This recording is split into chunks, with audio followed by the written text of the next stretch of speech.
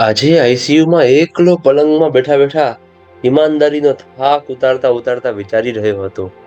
ઈમાનદારીના રસ્તે ચાલતા ચાલતા મને થાક પણ લાગ્યો છે, તો ક્યારેક પગમાં કાંટા પણ વાગ્યા છે. તો ઘણી વખત સંસાર, પરિવાર કે મિત્રોના શબ્દો થકી ઘાયલ અને અપમાનિત પણ થયો છું. દરેક વ્યક્તિ પોતાના જીવનમાં અલગ અલગ સૈદ્ધાંતિક વિચારો થકી જીવતો હોય છે. તો ઘણી વ્યક્તિઓ ક્ષણિક લાભ માટે સિદ્ધાંત છોડી પણ દેતા હોય છે. પણ મને મારી જિંદગીથી સંતોષ હતો. હું કોઈ પણ વ્યક્તિ સાથે આંખથી આંખ મેળવીને વાત કરી શકતો હતો. એ જ મારા આધ્યાત્મિક મનોબળનું કારણ હતું. પપ્પા કહેતા, તમારા અરમાનોને તમારી હેસિયતમાં રાખી આગળ વધવાનો પ્રયત્ન કરશો તો ક્યારેય સ્વમાન ગીરવે મૂકવાનો વારો નહીં આવે. કોઈ વખત મારો પુત્ર દેવાંગ મને કડવા શબ્દો કહેતો, પપ્પા, તમે સરકારમાં સારી પોસ્ટ ઉપર બેઠા છતાંય રૂપિયા કમાતા ના આવડે, એટલે અમારે આજે વૈતરું કરવું પડે છે. હું દેવાંગને કહેતો, બાળકોને મોટા કરવા, ઉચ્ચ ભણતર આપવું એ દરેક મા બાપની નૈતિક ફરજ હોય છે. તમારા મર્યાદિત મોજ શોખ પૂરા કરવા હું વાલીઓ લૂંટારો તો ન બની શકું ને. મેં મારા અંતરાત્માના અવાજ પ્રમાણે ફરજ બજાવી છે. તું તારી મરજીનો માલિક છે. તારે અવળે રસ્તે રૂપિયા કમાવા હોય તો કમાજે, પણ એટલું યાદ રાખજે, પાપ કરતી વખતે પીઠ થાબડનારા ઘણા મળશે, પણ પાપ જ્યારે તેનો પરચો બતાવશે ત્યારે એકે તારી બાજુમાં નહીં ઉભો રહે. દેવાંગના નસીબ જોર કરતા હશે. સ્પર્ધાત્મક પરીક્ષા આપી એ ક્લાસ 1 ઓફિસર બની ગયો. જે હું કરી શક્યો ન હતો એ તમામ મર્યાદાઓને ઓળંગી તેને ધનવાન બનવાના અરમાનો જાગ્યા હતા. જે મારા સિદ્ધાંતોથી વિપરીત હતું. અમારા બંને વચ્ચે વિચારો અને સિદ્ધાંતોની લડાઈના કારણે અમે એકબીજાથી અલગ થયા. એકબીજાથી જુદા પડતા સમયે મેં તેને કીધું હતું, બેટા, કોઈનો પણ હાથ અને સાથ છોડીને ભાગવાની મારી ન તો આદત છે, ન તો મારા સ્વભાવમાં છે. મારાથી દૂર થનાર વ્યક્તિનો હું હાથ પકડીને રોકવા પૂરતો પ્રયત્ન કરું છું, પણ કોઈના પગ પકડી કરગરવું એ મારા સ્વભાવમાં નથી. બેટા, સ્વમાનનો રોટલો અને ઓટલો જ્યારે પણ યાદ આવે ત્યારે તારા બાપનું ઘર ખુલ્લું છે. હું એક વખત ઘરડા ઘરમાં જવા તૈયાર થઈ ગયો, પણ સિદ્ધાંતો સાથે બાંધછોડ કરવા તૈયાર ન થયો. તેથી હું મારી નિવૃત્તિ પછી મારું પોતાનું મકાન શોધવા નીકળ્યો. મકાનના ભાવ સાંભળી મોઢે ફીણ વળી ગઈ અને આંખે અંધારા આવવા લાગ્યા. નિવૃત્તિ દરમિયાન મળેલ રકમ જો ઘર લેવા પાછળ ખર્ચી નાખું તો આકસ્મિક ઉપાધિ સમયે કોની પાસે હાથ લંબાવું? આખી જિંદગી કોઈ પાસે હાથ લાંબો કર્યો નથી, તો જીવનના છેલ્લા પડાવ સમય હું હાથ લાંબો શા માટે કરું? કુમારીના કોઈ કોચિંગ ક્લાસ ચાલતા હોતા નથી. કુમારીના બીજ તો જ્યાં સંતોષ, ધૈર્ય અને આધ્યાત્મિક વાંચન હોય છે, ત્યાં તેની જાતે રોપાતા હોય છે. મારા અને મારી પત્ની સ્મિતાની અમે કુંડળી મેળવી ન હતી, છતાં વિચારો મળતા હતા. એટલે મારું દાંપત્ય જીવન આનંદમય હતું. સંતોષ, ધૈર્ય અને ઈશ્વરની ભક્તિ એ અમારી મૂડી હતી. હું સ્મિતાને જોવા ગયો ત્યારે સ્મિતાના પપ્પા ગામડામાં ટીચર હતા. સ્મિતા તેના ઘરમાં મોટી દીકરી હતી. ખાધે પીધે સુખી પરિવાર હતો. મારા સિદ્ધાંતો અને વિચારોને અનુરૂપ હોવાથી મેં લાંબુ વિચાર્યા વગર હા પાડી. પિયરથી વારસામાં સંસ્કાર લઈને આવી હતી. બસ મારા માટે એ પૂરતું હતું. મારા સસરાનું પણ માસ્તર તરીકે આજુબાજુ અને પોતાના ગામમાં પણ નામ હતું. લોકો તેમને આદર ભાવથી જોતા. સ્કૂલ છૂટ્યા પછી પણ ભણવામાં નબળા બાળકોને પોતાના ઘરે કોઈ પણ પ્રકારનું વળતર કે અપેક્ષા રાખ્યા વગર ભણાવતા. આવી વ્યક્તિઓ સંસારમાં ઓછી જોવા મળતી હોય છે. ઈમાનદારી, વફાદારી, નિષ્કામ સેવા આ બધા વ્યસન છે. જેને નશો ચડ્યો એ પાયમાલ થશે, પણ પોતાના સિદ્ધાંતો સાથે બાંધછોડ નહીં કરે. અંતે લાંબુ વિચારી અમે 1 BHK નો ફ્લેટ ખરીદ્યો, જે અમારા બંને માટે પૂરતો હતો.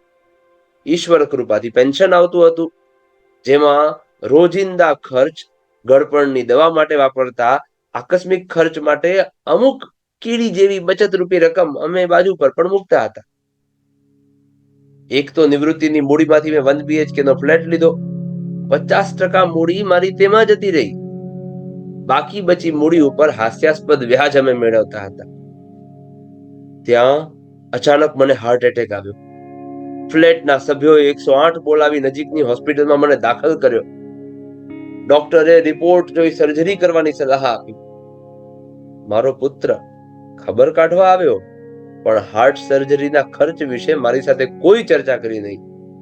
ઉપરથી અમને સાત્વિક ચીટીઓ ભરતો ગયો. ઈમાનદારીનું પૂંછડું પકડીને બેઠા છો, અત્યારે કોઈ ઈશ્વર મદદ કરવા નહીં આવે. હું પણ સોમાની હતો. મેં કોઈ સામે જવાબ આપ્યો નહીં. આખી જિંદગી કોઈના પગ પકડ્યા નથી, તો તારા થોડા પકડવાનો છું.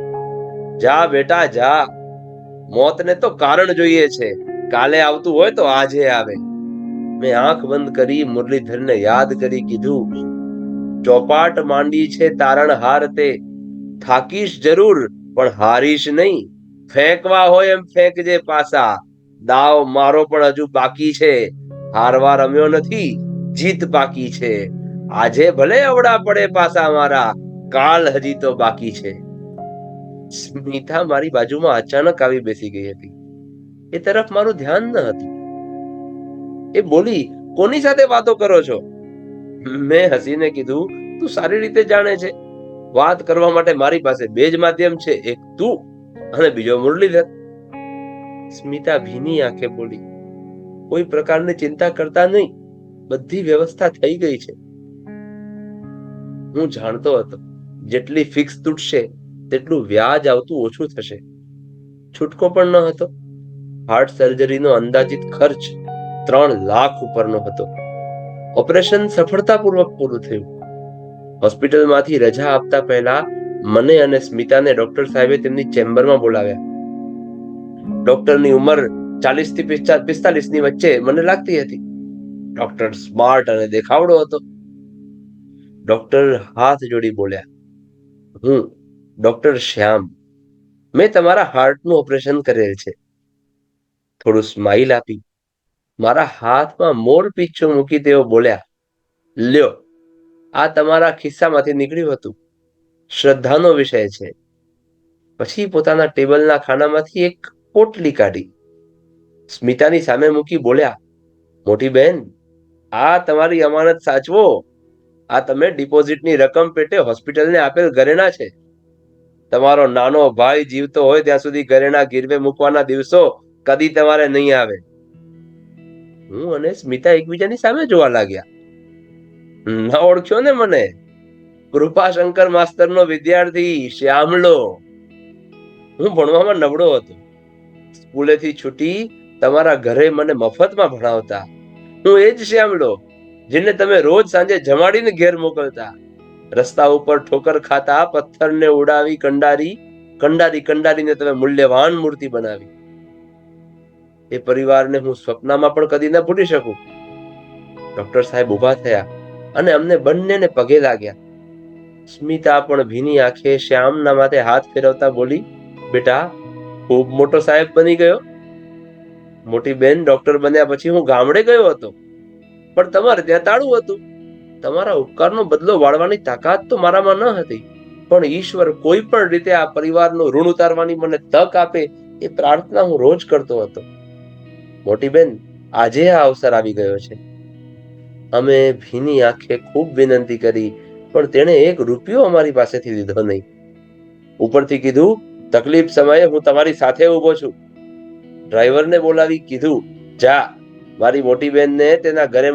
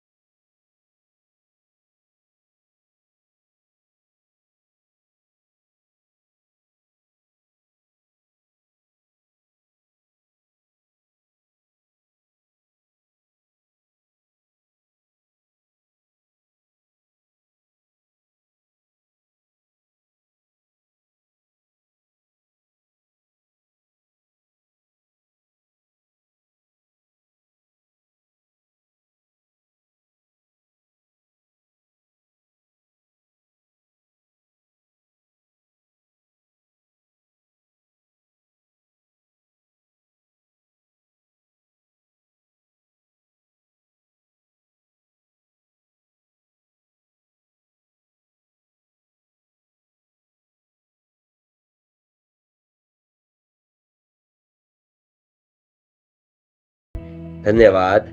જય શ્રી કૃષ્ણ.